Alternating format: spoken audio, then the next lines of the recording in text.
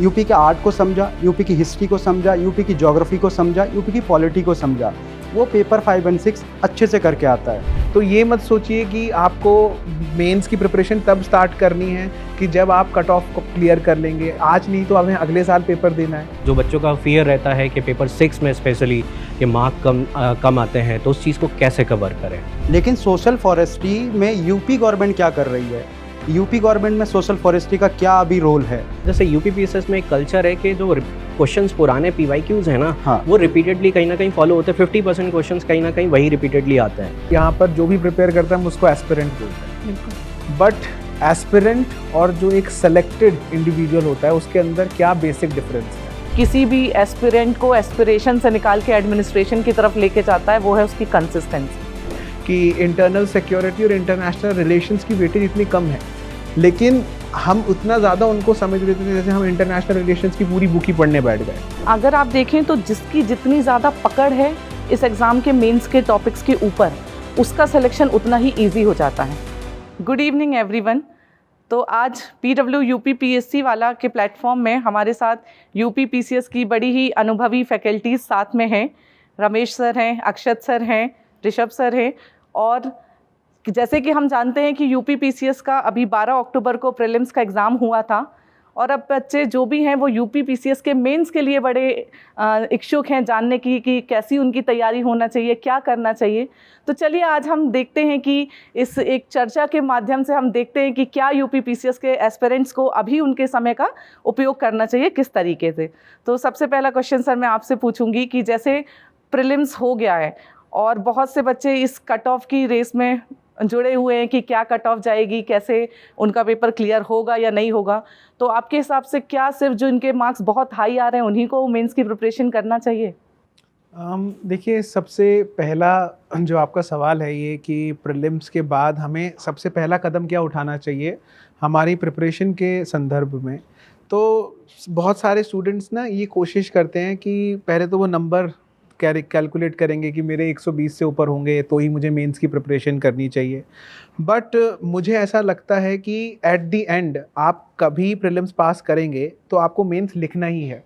तो ये मत सोचिए कि आपको मेंस की प्रिपरेशन तब स्टार्ट करनी है कि जब आप कट ऑफ को क्लियर कर लेंगे। आज नहीं तो हमें अगले साल पेपर देना है। तो मेरा मानना ये है कि आप मेंस की स्ट्रैटेजी बनाना चालू करिए, अपने प्रीवियस ईयर क्वेश्चंस को देखना स्टार्ट करिए। जो भी टॉपिक्स आपने अभी तक प्रीलिम्स ओरिएंटेड पढ़े हैं उसके लिए आप मेंस ओरिएंटेशन के लिए पढ़ाई स्टार्ट करिए, और आंसर राइटिंग के ऊपर ज़्यादा ध्यान दीजिए। और सबसे इम्पॉर्टेंट चीज़ जो आपको समझनी है वो है यहाँ पर थीम्स, क्योंकि जिस तरीके से UPSC में हमने देखा है वैसे ही UPPCS में भी थीम ओरिएंटेड क्वेश्चंस हमें ज़्यादातर देखने को मिलते हैं। तो आप थीम्स को अंडरस्टैंड करिए एंड उसी के ही बेसिस पर अपनी स्ट्रैटेजी को आगे लेकर चलिए। तो सर आपसे एक इम्पॉर्टेंट क्वेश्चन है कि UPPSC में पेपर 5 और पेपर 6 का जो वेटेज है, जो वैल्यू है, वो बहुत ज़्यादा है और न्यू भी है। कंटेंट अगर मार्केट में देखा तो उतना डायनामिकली कवर नहीं है। तो इस चीज़ को कैसे कवर करें? और जो बच्चों का फियर रहता है कि पेपर 6 में स्पेशली कि मार्क कम आते हैं, तो उस चीज़ को कैसे कवर करें? देखिए, यहाँ पे दो चीज़ें हैं। UP स्पेशल पेपर 5 एंड 6 दो पेपर हैं यहाँ पे। पेपर 5 बच्चों को बहुत इजी लगता है क्योंकि जो हमारी स्टैटिक सब्जेक्ट्स हैं, पॉलिटी, हिस्ट्री, ठीक है, इंटरनल सिक्योरिटी, उससे थोड़ा सा लिंक होता है वो, तो इसलिए उसका कंटेंट ईजिली अवेलेबल हो जाता है। लेकिन पेपर 6 टोटली ओरिएंटेड है UP स्पेसिफिक, मतलब वहाँ उसमें ज़्यादा बच्चों को डीप नॉलेज चाहिए होती है। फॉर एग्जांपल जैसे सोशल फॉरेस्ट्री, एग्रो फॉरेस्ट्री, अब इन जनरल सबको पता होगा वो, लेकिन सोशल फॉरेस्ट्री में UP गवर्नमेंट क्या कर रही है, UP गवर्नमेंट में सोशल फॉरेस्ट्री का क्या अभी रोल है, वो बच्चों को पता होना चाहिए। और उसका कंटेंट बहुत जल्दी मिलता नहीं है। या तो आप पूरा वेबसाइट खंगालो उनकी, ठीक है, या तो कोई रिसर्च पेपर आया हो उसको खंगालो, जनरल खंगालो, तब जाके आपको 100 वर्ड का, 200 वर्ड का, 300 वर्ड का कंटेंट मिल पाता है। तो पेपर 6 मेरे अकॉर्डिंग बहुत ईजी है, जिसके मतलब उसमें इतना इशू भी नहीं आता है बच्चों को। लेकिन पेपर 6 के लिए क्या करना चाहिए, सॉरी पेपर 5 ईजी है, पेपर 6 के लिए क्या करना चाहिए कि जितनी भी गवर्नमेंट की वेबसाइट हैं, ठीक है, एंड दूसरा जो लोकल न्यूज़पेपर है UP का, जैसे दैनिक जागरण एक राष्ट्रीय संस्करण आता है, एक लोकल भी आता है, लखनऊ एडिशन आता है, कानपुर एडिशन आता है, तो जैसे लखनऊ एडिशन है, उसको पढ़ना चाहिए। उसमें गवर्नमेंट के इनिशिएटिव दिए रहते हैं कि गवर्नमेंट क्या कर रही है अभी। फॉर एग्जांपल अगर सीएम की कहीं पे यात्रा हुई, सीएम ने कहीं पे किसी चीज़ को इनॉग्रेट किया, तो वो आपके लिए इम्पोर्टेंट हो जाता है। वो फोल्डर का काम करता है एग्जाम्पल के फॉर्म में। अब जैसे अभी मैंने जैसे एक और एग्जाम्पल है food processing industry. In general normal सबको पता होगा, क्योंकि यूपीएससी के एस्पिरेंट भी बहुत सारे मेंस लिखते हैं। इन जनरल आप जीएस 3 में पढ़ते हैं फूड प्रोसेसिंग इंडस्ट्री। लेकिन फूड प्रोसेसिंग इंडस्ट्री में यूपी में चैलेंजेस क्या हैं, यूपी गवर्नमेंट क्या कर रही है, कौन कौन सी स्कीम है, कौन कौन सी पॉलिसीज़ हैं, ठीक है, वो आपको तभी पता लगेंगी जब आप डीपली एनालिसिस करेंगे यूपी को कि एक्चुअल में यूपी है क्या। मैं यहाँ पे पेपर 5 और 6 में एक ही चीज़ बोलना चाहता हूँ, जिसने यूपी को समझ लिया, यूपी के आर्ट को समझा, यूपी की हिस्ट्री को समझा, यूपी की ज्योग्राफी को समझा, यूपी की पॉलिटी को समझा, वो पेपर 5 और 6 अच्छे से करके आता है। इसमें एक और चीज़ है, मतलब यहाँ पे टॉपर का मैं एग्जांपल देना चाहता हूँ। 2023 के टॉपर हैं। 23 का मार्कशीट देखिएगा आप। पेपर 6 में इन जनरल जो एवरेज मार्किंग हुई है ना, वो 80 से 90 के बीच में हुई है।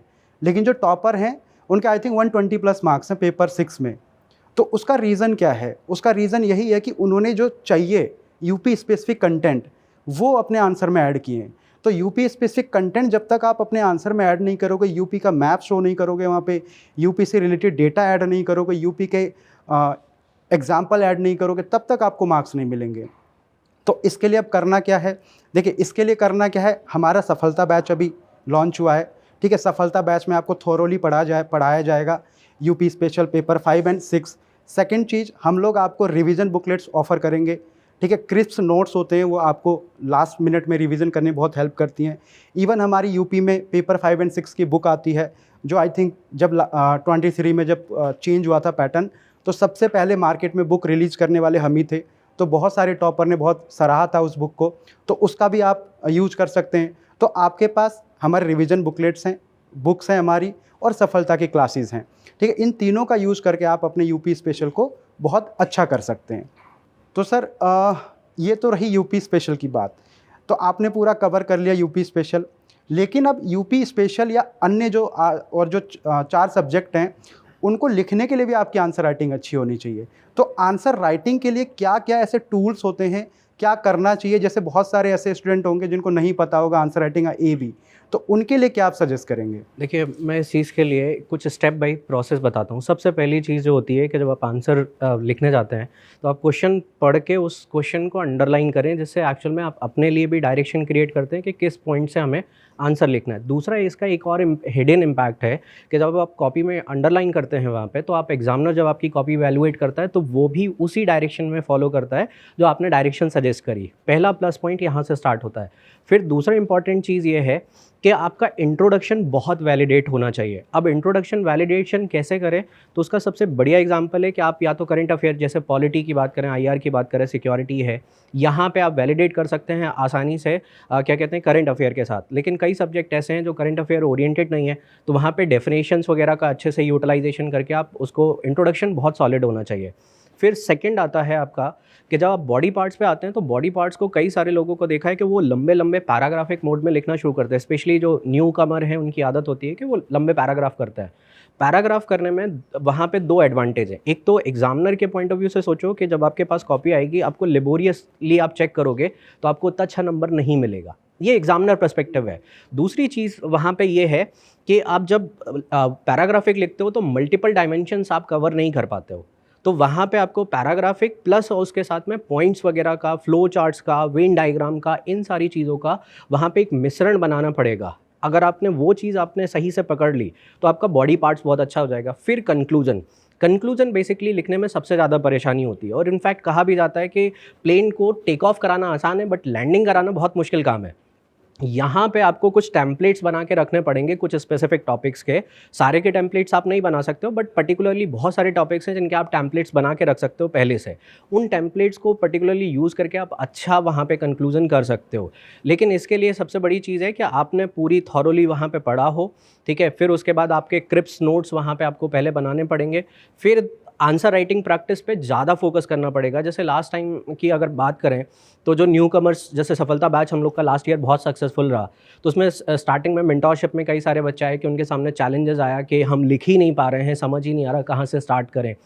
तो वहाँ पे सबसे बेस्ट तरीका यही होता है कि आप धीरे धीरे कोशिश करें, जितना ज़्यादा लिखेंगे रेदर देन पढ़ने की जगह पे आप जितना ज़्यादा फोकस करेंगे लिखने पे, उतना ज़्यादा आपको सक्सेस मिलेगी। और सफलता बैच में यही हम लोग का टारगेट भी रहता है कि थीम बेस्ड क्वेश्चंस करा के एक आपको एक प्रोफाइलिंग जनरेट कर दें कि आपको इंट्रोडक्शन इस तरीके से करना है, फिर सेकंड आपको बॉडी पार्ट्स में कहाँ पे एक्चुअल में आपको कंक्लूजन ऐड करने हैं, कहाँ पे वेन डायग्राम यूज़ करने हैं, कहाँ पे आपको फ्लो चार्ट्स मेंशन करना है, कहाँ मैपिंग बनानी है, किस तरीके से टेम्पलेटिंग करनी है वहाँ पे कंक्लूजन की। तो ये सारी चीज़ें हम लोग सफलता बैच में कवर करने की कोशिश करते हैं। यहाँ पे सर मैं 2-3 चीज़ें ऐड करना चाहूँगा। मेरे एक फ्रेंड थे, 3-4 साल से यूपीएससी की तैयारी कर रहे थे, उनका प्री नहीं हो रहा था। फिर उन्होंने मतलब मैंने ही सजेस्ट किया कि भाई एक बार बिहार दे लो या यूपी दे लो, तो उन्होंने बिहार भी दिया, बट बिहार का प्री नहीं हुआ था, 23 का है वो, और 23 में उन्होंने आपका यूपी भी दिया था। तो यूपी का उनका फर्स्ट मेंस था। तो उन्होंने बोला मेरे से कि अब मेरा मेन प्री तो हो गया, मतलब प्री से बहुत अच्छे जो कट ऑफ जो एनालिसिस हो रहा था उस समय कि 80-82 के आसपास जाएगा, उसके 92-93 मार्क क्वेश्चन बन रहे थे।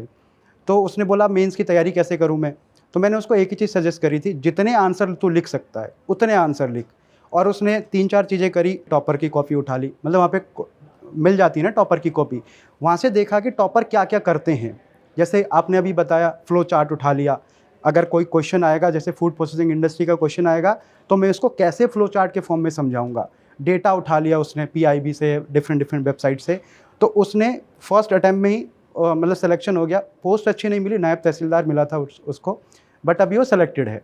तो हाँ, एक चीज़ और मैं ऐड करना चाहूँगा, जैसे यूपीपीएसएस में एक कल्चर है कि जो क्वेश्चंस पुराने पीवाईक्यूज़ हैं ना, हाँ। वो रिपीटेडली कहीं ना कहीं फॉलो होते हैं। 50% क्वेश्चंस कहीं ना कहीं वही रिपीटेडली आते हैं। तो अगर उन्हीं को अगर ढंग से लिखना सीख गए तो आधा पेपर तो आप वैसे ही सॉल्व कर चुके हो। तो आधे पेपर पे आपको काम करना है, तो आपका टाइम मैनेजमेंट भी वहाँ पे हो जाता है। आप जो पीवाईक्यूज़ कर चुके हो, टॉपर्स के बेसिस पे कर चुके, जो गाइडेंस मिली है टॉपर्स के थ्रू, जैसे सफलता बैच में गाइडेंस वगैरह मिलती है, तो यहाँ से आपका आधा काम हो जाता है, आधे पे आपको थोड़ी सी एक्स्ट्रा मेहनत करनी होती है। मेरा अगला सवाल आपसे ही है, और सवाल ये है कि बहुत सारे बच्चे जो हैं वो प्रिपेयर करते हैं, मतलब यहाँ पर जो भी प्रिपेयर करता है हम उसको एस्पिरेंट बोलते हैं। बिल्कुल। बट एस्पिरेंट और जो एक सेलेक्टेड इंडिविजुअल होता है उसके अंदर क्या बेसिक डिफरेंस है? एस्पिरेंट लाखों में है पर सेलेक्टेड 100-200 होते हैं, तो ऐसा क्या डिफरेंस है उसके अंदर? सर देखिए, कहीं ना कहीं मैंने भी इस जर्नी को जिया है। एक टाइम पे मैं भी एस्पिरेंट थी और फिर यूपीपीसीएस 2023 पे मैंने सिलेक्शन लिया है। तो मुझे लगता है जो एक बेसिक सबसे बड़ा डिफरेंस है वो है आपके इंटेंट का, कि आप किस इंटेंट से इस एग्ज़ाम को लेकर चल रहे हैं। फॉर एग्ज़ाम्पल कि अगर आप देखें तो जिसकी जितनी ज़्यादा पकड़ है इस एग्ज़ाम के मेंस के टॉपिक्स के ऊपर, उसका सिलेक्शन उतना ही ईजी हो जाता है। जो हम पीवाईक्यू की बात करते हैं, पीवाईक्यू को कहीं ना कहीं जो लोग सेलेक्ट हो रहे हैं या टॉप कर रहे हैं वो उसको बहुत अच्छे से एनालाइज कर लेते हैं। फॉर एग्जांपल जैसे GS1 को अगर देखा जाए, GS1 में हर साल एक पर्सनैलिटी पे क्वेश्चन आता ही आता है हिस्ट्री से। अब देखिए ये कहीं ना कहीं मेरा अगर ये एनालिसिस बना है तो वो किस बेसिस में बना है, पीवाईक्यू को एनालाइज करके। तो सबसे पहली चीज़ तो ये कि पीवाईक्यू का एनालिसिस बहुत थॉरो होता है, क्योंकि इस प्रिपरेशन में मुझे लगता है कि व्हाट टू स्टडी से ज़्यादा ज़रूरी है व्हाट नॉट टू स्टडी आपको पता होना चाहिए। दूसरी चीज़ जो मुझे लगती है कि जो टॉपर्स होते हैं या जो सेलेक्ट होते हैं वो बहुत सारे नोट्स में भागने की जगह अपने नोट्स को कंपाइल करने पे बिलीव करते हैं, बिकॉज आपके पास मेंस के लिए बहुत कम टाइम है। अगर आप उसमें ये सोचे कि आज किसी फ्रेंड के हाथ में कोई कॉपी देखी तो हम उसे उस नोट्स को उठा लें, कल इसको उठा लें, तो आप मैक्सिमम टाइम रिवाइज नहीं कर पाएंगे। बिकॉज प्रीलिम्स में तो चलिए आपके आंखों के सामने आंसर होता है, आपको जस्ट अपनी नॉलेज से आइडेंटिफाई करना है, यहाँ आपको लिखना है।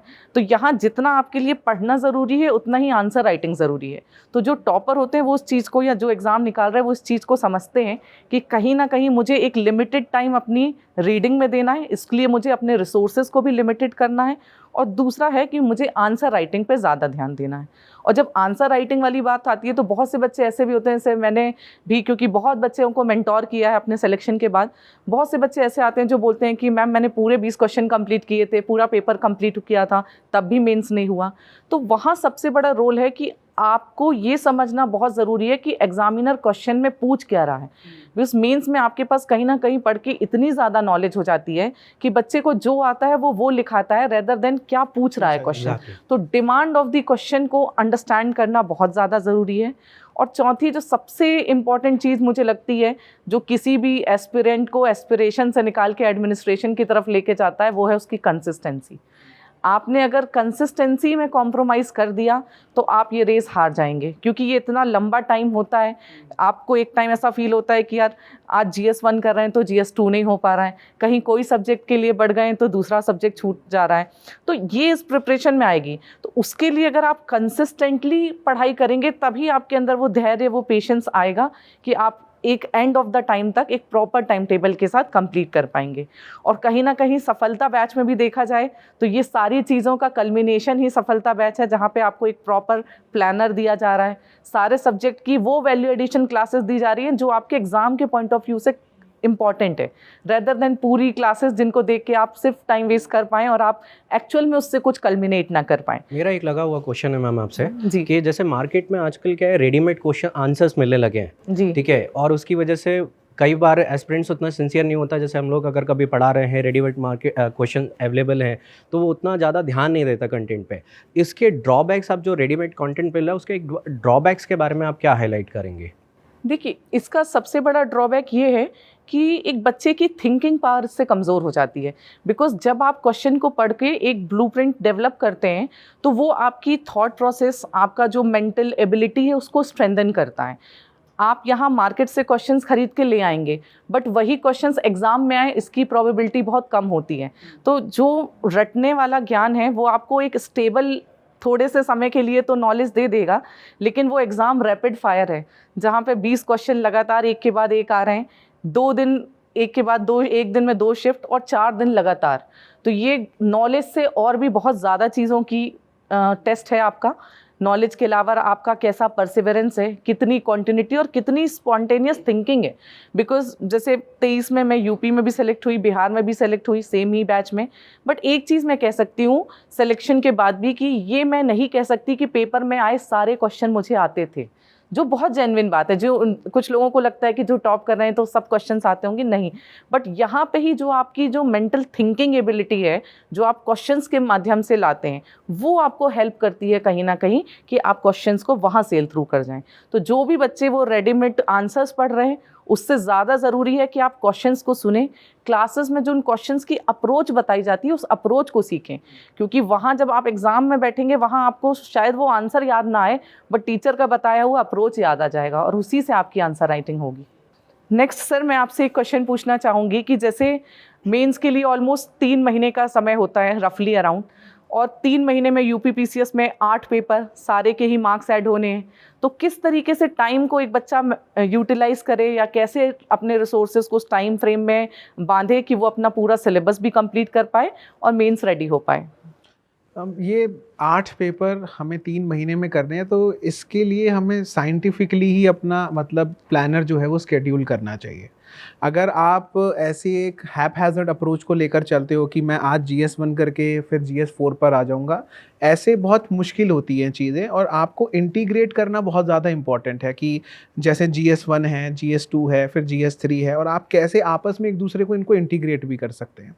दूसरा, मैं यहाँ पर ये बोलूँगा स्टूडेंट्स को कि जैसे आपने मुझे बताया कि अभी बहुत सारे स्टूडेंट्स क्या करते हैं, मॉडल आंसर्स की बुकलेट खरीद के लेकर आते हैं, एंड वो क्या करते हैं, उसी में से ही देख लेते हैं और वो सोचते हैं कि यार इसी में से ही क्वेश्चंस आने के चांसेस हैं और इसी में से ही हम पॉइंटर्स को अपने नोट्स में लिख लेते हैं।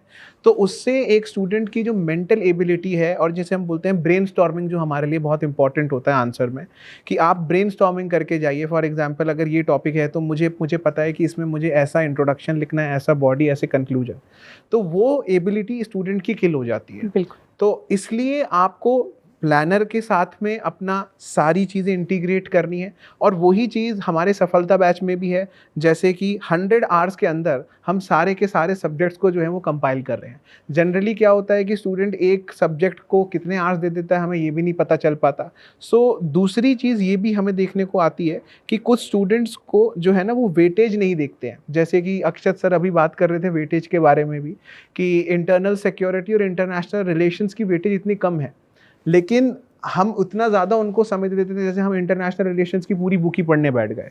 तो वो चीज़ हमारे साथ में नहीं होनी चाहिए। हमें ऐसा देखना चाहिए कि पिछले 7-8 साल के हमने पेपर्स को देखा कि जीएस पेपर 3 में इंटरनल सिक्योरिटी की रिलेटिवली वेटेज कम है, तो हमें फिर पीवाईक्यू की थीम बेस पर ही उनको पढ़ना चाहिए, और इकोनॉमिक्स की वेटेज ज़्यादा है तो फिर हमें उसके कॉन्सेप्ट्स, उसके थीम बेस्ड को हमें आगे समझना चाहिए। तो मेरे हिसाब से ये एक अप्रोच होनी चाहिए जिससे कि आप टाइम जो है वो इफ़ेक्टिवली यूज़ कर पाएंगे इन द नेक्स्ट 3 मंथ जब आपके मेंस हो रहे हैं। तो यूपीपीसीएस में हिंदी का कहा जाता है कि हिंदी सिलेक्शन करवा भी सकता है और बाहर भी निकाल सकता है, और स्पेशली इंग्लिश मीडियम्स के जो बच्चे हैं उनके लिए काफ़ी डिफ़िकल्टीज़ होती है, हिंदी मीडियम का बच्चा टैकल कर ले जाता है। तो यहाँ पे इस चीज़ को कैसे टैकल करें, स्पेशली फॉर इंग्लिश मीडियम जो स्टूडेंट्स है जिसने हिंदी जनरली नहीं देखी है, वो अपने मार्क्स को कैसे इन्हांस करें हिंदी मीडियम में? देखिए सर, हिंदी में 120 नंबर भी मिलते हैं, 120 प्लस भी मिलते हैं 150 में से, और हिंदी में आपको 50 भी मिलते हैं, ठीक है। लेकिन अगर एवरेज निकालें, चाहे इंग्लिश मीडियम का स्टूडेंट हो चाहे हिंदी मीडियम का, 80-90 नंबर मिल जाते हैं। अगर आपने ठीक ठाक पढ़ाई की है, पीवाईक्यू पे ध्यान दिया है, तो 80 से 90 के बीच में मार्क्स मिल जाते हैं। लेकिन हमें 80-90 नंबर नहीं लाना है, हमको जाना है 100 के आसपास या फिर 100 के एट पार। तो उसके लिए आपको क्या करना है, देखिए मेरा जो जो मैं समझता हूँ उसके लिए है, जो हमारा व्याकरण वाला पार्ट है ना, जिसमें आपका विलोम आता है, उपसर्ग आता है, और आपका लोकत्तियाँ, मुहावरे, ठीक है, इस पे हमें ज़्यादा फोकस करना चाहिए। क्यों? क्योंकि अगर जैसे विलोम पूछा है, जैसे दिन का विलोम क्या होगा, रात्रि, अगर आपने रात्रि वहाँ पे लिख दिया तो आपको 2 नंबर मिलने ही मिलने, वहाँ पे कटने का कोई स्कोप नहीं है। कोई मुहावरे है, कुछ भी, नाच न जाने आंगन टेढ़ा, अगर आपने उसका एग्जैक्ट मीनिंग लिख दिया, वहाँ पे एक सेंटेंस फ्रेम कर दिया, तो आपको मिलने ही मिलने, उसमें 2 नंबर में से कुछ ना कुछ आपको मिलेंगे ही मिलेंगे, ठीक है। तो ऐसे ही जैसे उपसर्ग आ गया, कोई भी उपसर्ग आपने लिखा है, अगर आपने सही लिख दिया तो उसके आंसर मिलते हैं। लेकिन जब हम गद्यांश में जाते हैं, उसमें 20 नंबर का आता है, तो उसमें नंबर कटने के चांसेस होते हैं। पत्र लेखन में नंबर कटने के चांसेस होते हैं। हिंदी एक ऐसा सब्जेक्ट है ना, अगर आपने उसमें कॉमा भी नहीं लगाया ना, तब भी नंबर काट देता है वो, अगर अच्छा एग्जामिनर होगा, अगर उसको हिंदी से बहुत प्यार होगा, तो अगर एक भी कॉमा आपने नहीं लगाया तो काट देगा नंबर आपके। तो इसीलिए जो मैं जानता हूँ ये है कि आप व्याकरण पे ज़्यादा फोकस करो, व्याकरण का वेटेज भी ज़्यादा, उस पर फोकस करोगे तो जो आपने सही किया है उस पर ज़्यादा मार्क्स मिलेंगे। तो उसके लिए क्या करना है आपको, उसके लिए आप पीवाईक्यू सॉल्व कर सकते हो। जितने भी 7-8 साल के पीवाईक्यू आए हैं, केवल यूपीपीएससी के नहीं, आरओ के पीवाईक्यू देखो, यूपीएससी मेंस के पीवाईक्यू देखो, यूपीएससी में भी हिंदी का पेपर होता है, एक क्वालिफाइंग पेपर होता है, उसके पीवाईक्यू देखो। ये 3 एग्ज़ाम के पीवाईक्यू देखो, यूपीपीएससी, आरओ और यूपीएससी के मेंस के पीवाईक्यू। यहाँ से आपको, क्योंकि क्वेश्चन रिपीट पीवाईक्यू से ही होते हैं, और उसके बाद कोई भी एक मार्केट से बुक उठा लो, जैसे हरदेव बहारी है, ठीक है, मतलब मैं तो सजेस्ट करता हूँ हरदेव बहारी की बुक, उसको उठा सकते हो। वहाँ से जितने भी विलोम शब्द हैं, उपसर्ग हैं, प्रत्यय हैं, लोकत्तियाँ, मुहावरे, उनको देख लो। बाकी पत्र लेखन के लिए एक फॉर्मेट बना लो, स्टैंडर्ड फॉर्मेट होता है पत्र का, ठीक है, परिपत्र कैसे लिखा जाता है, सरकारी पत्र कैसे लिखा जाता है, अर्ध सरकारी पत्र कैसे लिखा जाता है, उसका एक फॉर्मेट बनाओ और उसको बार बार लिखो। और फॉर्मेट बना के जहाँ भी आप पढ़ते हो ना, उसके सामने चिपका दो उसको, एटलीस्ट आपके माइंड में छप जाए उसका फॉर्मेट छप जाएगा, तो उसके अकॉर्डिंग आप जो भी पत्र आएगा वो लिख सकते हो। और गद्यांश की जो बात है, उसको तो आपको 4-5 गद्यांश एटलीस्ट, मतलब 3-4 टेस्ट आपको देने चाहिए एग्ज़ाम से पहले। तो गद्यांश में आपको पता होना चाहिए, अगर बोला है कि 2/3 वर्ड में लिखना है तो आपको 1/3 वर्ड में, तो आपको उतना ही लिखना पड़ेगा, ठीक है। उसके लिए आप वही जो हरदेव बहारी की बुक है या पीवाईक्यू की बुक है, उससे हेल्प ले सकते हो। और दूसरी चीज़ कि जितना आप पीवाईक्यू को फॉलो करोगे, उतना ही आपका हिंदी का पेपर अच्छा होगा। तो हिंदी एक ऐसा सब्जेक्ट है जो आपको एसडीएम बना सकता है, या फिर जो आपको रेस से बाहर कर सकता है। तो हिंदी पे स्पेशली फोकस करना है। और यहाँ पे सबसे बड़ा डर होता है इंग्लिश मीडियम के बच्चों को, तो उनके लिए भी सेम सजेशन है कि आप जाके पीवाईक्यू देखो, पीवाईक्यू को सॉल्व करने का ट्राई करो, पत्र का फॉर्मेट बना लो, और एक बार जाके कोई भी एक बुक लेके देख लो, उसमें जो जो टॉपिक हैं, हरदेव बहारी की पूरी बुक नहीं पढ़नी है, जो आपके 6 टॉपिक हैं उन्हीं 6 टॉपिक को आइडेंटिफाई करके उनको पूरा लाइन टू लाइन पढ़ना है। ये है सर हिंदी के लिए। सर ये तो रही हिंदी की बात। और अगर जैसे अभी 2018 से हम देख रहे हैं, जब से मेंस का पैटर्न बदला है, तब से करंट अफेयर्स का वेटेज बहुत बढ़ गया है मेंस में, स्पेशली पेपर 2, पेपर 3 में। अगर हम देखें तो आईआर में, पेपर 4 में भी करंट अफेयर्स का ही कुछ ना कुछ पार्ट लिंक करके, जैसे इंटरनेशनल एथिक्स है, वो पूछा जाता है। तो करंट अफेयर्स को कैसे टैकल करें, क्योंकि जो मार्केट में मैगजीन्स हैं वो मेजरली हैं प्री ओरिएंटेड, जितनी भी आप फेमस जो मैगजीन्स हैं वो प्री पे ज़्यादा फोकस करती हैं, मेंस पे बहुत कम फोकस करती हैं। तो उसके लिए क्या करें करंट अफेयर्स के लिए? देखिए, करंट अफेयर को हम 2 सेगमेंट में बाँटते हैं। पहले तो एक तो थीम बेस, जैसे सपोज़ आईआर की बात करें, तो आईआर में पीवाईक्यू रिपीट होने के चांसेस थोड़े से कम रहते हैं। वहाँ पे एनालिसिस करने का तरीका थोड़ा सा डिफरेंट हो जाता है कि जैसे लास्ट ईयर सपोज़ मैंने सफलता बैच में क्लासेस ली, तो मैंने ये देखा कि कौन से क्वेश्चंस लास्ट ईयर पूछे गए हैं। मुझे आइडिया लगा कि जो नेबर्स में जो हिट हार्ड नेबर्स थे उनसे क्वेश्चन बना। तो इस बार का मैंने करंट अफेयर में देखा कि अपने नेबर्स में कहाँ कहाँ पे प्रोबेबिलिटी है। जैसे लास्ट ईयर नेपाल में काफ़ी कुछ चेंजेस हुए थे, नेपाल से क्वेश्चन आ गया था। इस बार के प्रोबेबल हम लोगों ने टारगेट किए थे कि मालदीव में, क्योंकि काफ़ी कुछ वहाँ पे हुआ मोदी जी की वजह से। फिर उसके बाद आपने यहाँ पे अगर बांग्लादेश की बात करें, बांग्लादेश में काफ़ी कुछ हुआ था। तो इस बेसिस पे वहाँ पे थीम एनालाइज करें कि नेबर्स में क्या क्या चल रहा है, तो आईआर में वहाँ पे डिसाइड हो गया। फिर इसी तरीके से अगर हम आईआर की और बात करें तो वहाँ पे एक चीज़ और देखने मिलती है कि जियोपॉलिटिक्स में, ओवरऑल जियोपॉलिटिक्स में कौन से टॉपिक्स रन कर रहे हैं। जैसे लास्ट ईयर की अगर बात करें तो रशिया यूक्रेन वॉर वगैरह का काफ़ी रहा। इस बार अगर इंडिया यूएस का जो क्लैश वगैरह है, तो इस तरीके से थीम बेस्ड एनालिसिस करके हम आईआर को टैकल कर सकते हैं। दूसरी चीज़ आती है वहाँ पे, जैसे पेपर 3 में इंटरनल सिक्योरिटी में वहाँ पे भी ऐसे ही क्वेश्चन है कि जैसे नॉर्थ ईस्ट में वहाँ पे फिक्स है कि नॉर्थ ईस्ट की एक थीम से क्वेश्चन पूछेगा ही पूछेगा, एक ऑर्गेनाइज क्राइम से क्वेश्चन पूछेगा ही पूछेगा, साइबर सिक्योरिटी से क्वेश्चन पूछेगा ही पूछेगा। तो अब इनमें वो क्या करते हैं कि थीम तो फिक्स रहती है, बट जो at the moment current affair में जो टॉपिक्स चल रहे हैं उनको ज़्यादा पिक करते हैं। जैसे लास्ट ईयर डिजिटल अरेस्ट काफ़ी ज़्यादा न्यूज़ में हाईलाइटेड रहा, डिजिटल अरेस्ट के बारे में उन्होंने काफ़ी कुछ पूछा। या जैसे करंट में इस साल अगर आने की बात करूँ तो अभी सरकार ने रिसेंट में करंट अफेयर में आया कि अभी इंटरनल सिक्योरिटीज़ के लिए वहाँ पे 2 नई ब्रिगेड्स को जो है फॉर्मेशन की बात कर दी है, जो आई थिंक नवंबर में डिप्लॉय भी हो जाएंगी। तो अब नई चीज़ डिप्लॉय वहाँ पे बन रही है, तो चांसेस है कि इस तरीके से वहाँ से क्वेश्चन पूछ ले। तो हमें पहले थीम पकड़ना है, फिर उन थीम के बेसिस पे कि कैसे वो क्वेश्चंस को पिक कर रहे हैं, उस बेसिस पे हमें करंट अफेयर को चूज़ करना है यहाँ पे।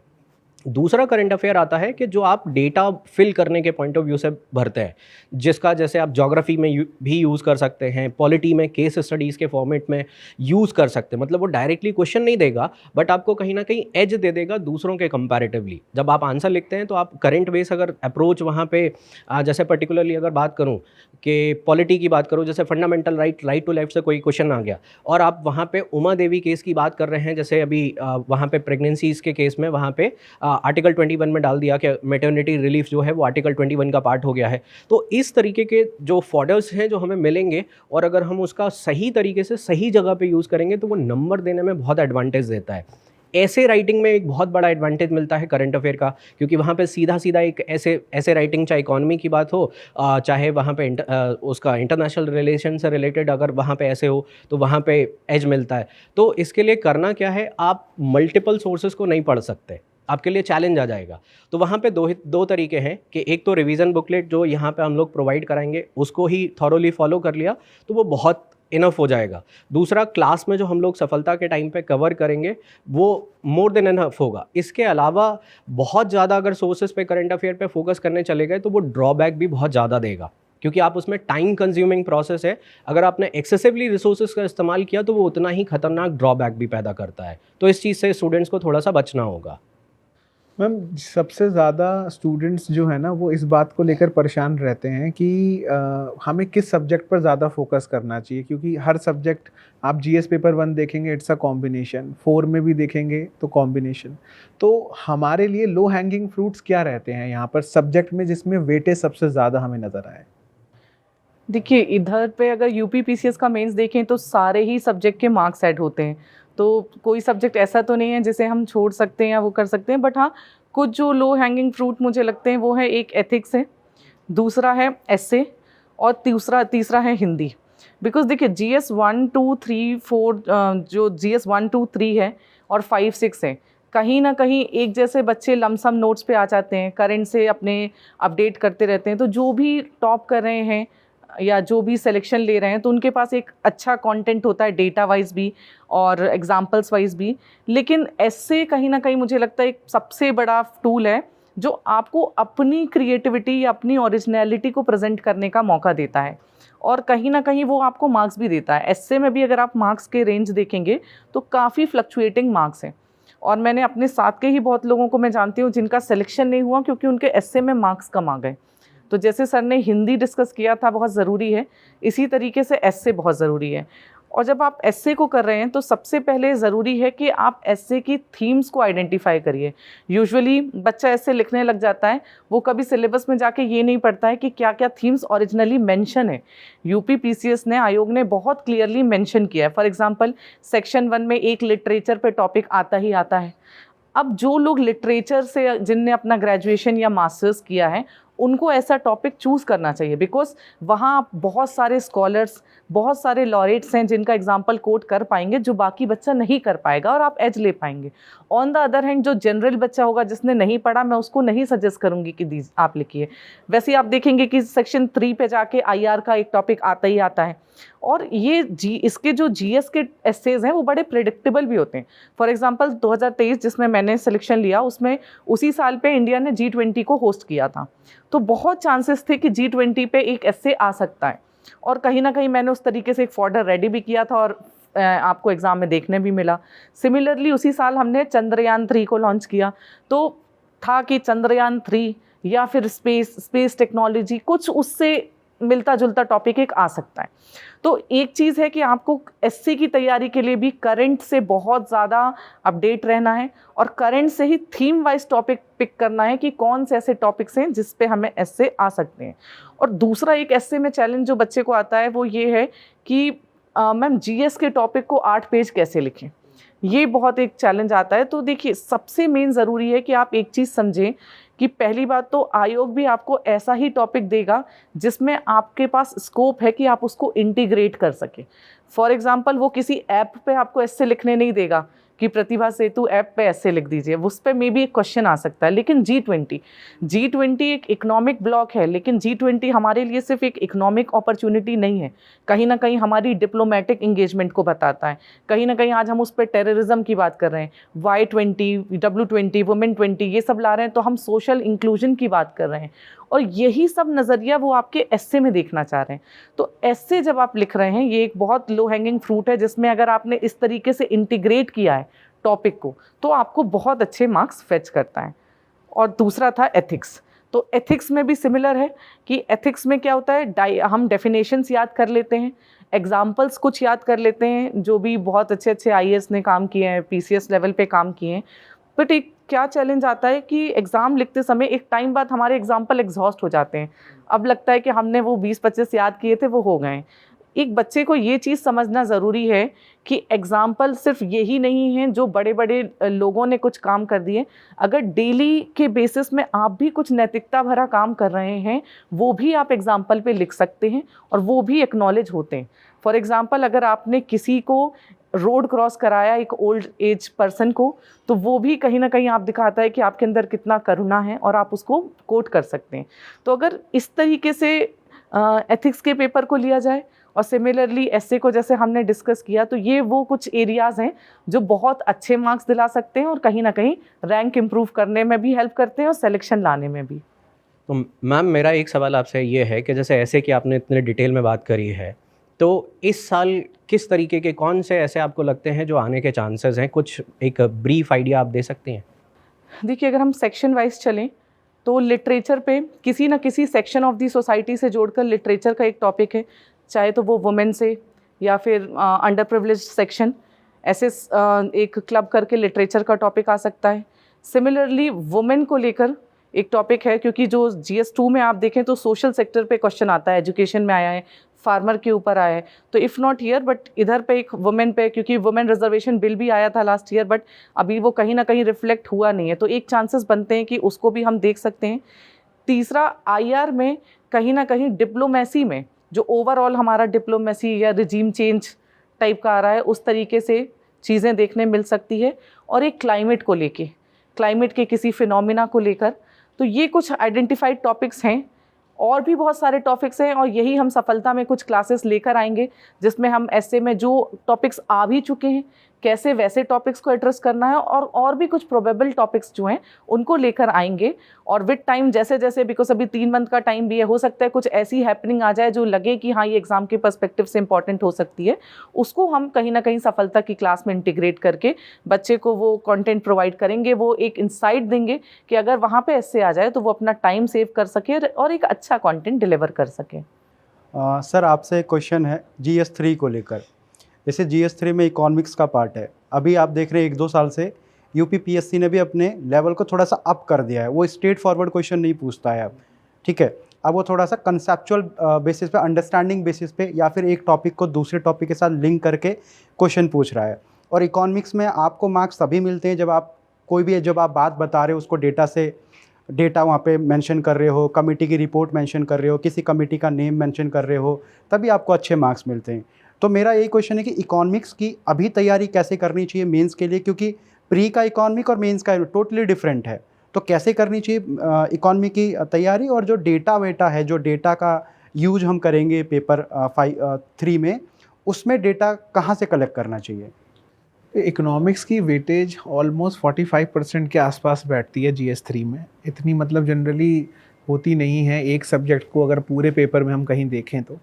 और बात रही कि जो टाइप ऑफ क्वेश्चंस यहाँ पर पूछे जाते हैं, मोस्ट प्रोबेबली ये रीफ्रेज क्वेश्चन होते हैं UPSC के। तो हमें यही देखना है कि इसमें थीम्स क्या हैं। जैसे इसमें थीम्स हमें देखने को मिलती हैं LPG रिफॉर्म्स के ऊपर अक्सर बहुत बार क्वेश्चन आता है। बहुत ये है कि LPG रिफॉर्म्स को उन्होंने बहुत सारे एस्पेक्ट्स में डिवाइड कर दिया है। फॉर एग्जांपल कि न्यू इंडस्ट्रियल पॉलिसी में न्यू क्या है, या फिर ग्लोबलाइजेशन की वजह से हमारी इकोनॉमी में इनफॉर्मलाइजेशन कैसे बढ़ रहा है। अब बात रही कि और कॉन्सेप्ट की, जैसे कि फूड सिक्योरिटी से रिलेटेड अक्सर क्वेश्चन पूछा जाता है। फूड प्रोसेसिंग, जो कि आपने भी बताया था, फूड प्रोसेसिंग से भी रिलेटेड बहुत बार क्वेश्चन आता है। और बजट से रिलेटेड भी अक्सर क्वेश्चन आते हैं। तो जो भी आप पावर्टी से रिलेटेड से भी आपको भी नज़र आएंगे। तो आपको इन क्वेश्चंस में जो भी आप स्टेटमेंट्स लिख रहे हैं या जो भी आप कोई भी फैक्ट लिखते हैं, तो आपको अपने आंसर को यहाँ पर एनरिच करना होगा with a fact, with a data. जो आप डेटा वर्ल्ड बैंक की रिपोर्ट से ले सकते हैं, या आप डेटा जो है वो PIB से ले सकते हैं कि हमारी कंट्री के अंदर पावर्टी के लेवल्स कितने हैं। जैसे नीति आयोग की national multi dimensional poverty index report आती है, उससे हम ले सकते हैं।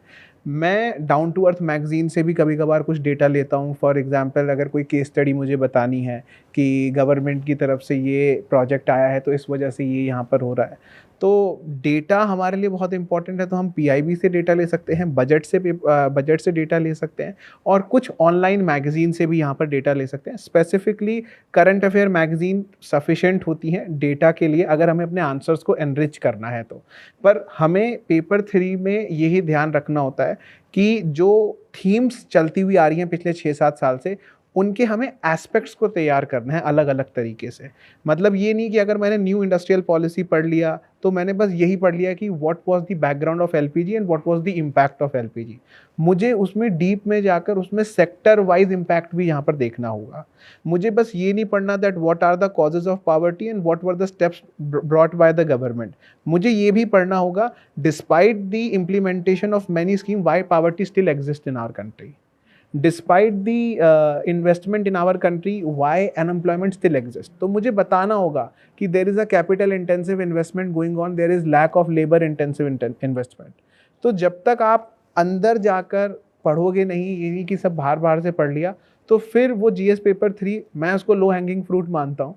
तो वो अगर आप उस लो हैंगिंग फ्रूट को जितना जल्दी प्लग करोगे वो उतना अच्छा है। और डेटा हमारे लिए इंपॉर्टेंट है, तो उसके लिए हम current affair magazine, budget, PIB ये सब यूज़ कर सकते हैं। सो स्टूडेंट्स, यही था आज की हमारी एक रोचक बातचीत। आज हमारे साथ में काफ़ी अनुभवी टीचर ने अपने यहाँ पर ख्याल शेयर करे कि कैसे हमें अपनी मेंस की तैयारी को और ज़्यादा स्ट्रेंथन करना चाहिए, क्या लो हैंगिंग फ्रूट्स हैं, क्या टाइम मैनेजमेंट हमें करना चाहिए, कैसे हिंदी का पेपर हमें ऊपर और नीचे लेकर जा सकता है, और कौन से पेपर जो हैं वो यहाँ पर हमारी और ज़्यादा हेल्प कर सकते हैं in strengthening our preparation. So that is it from our side. Thank you.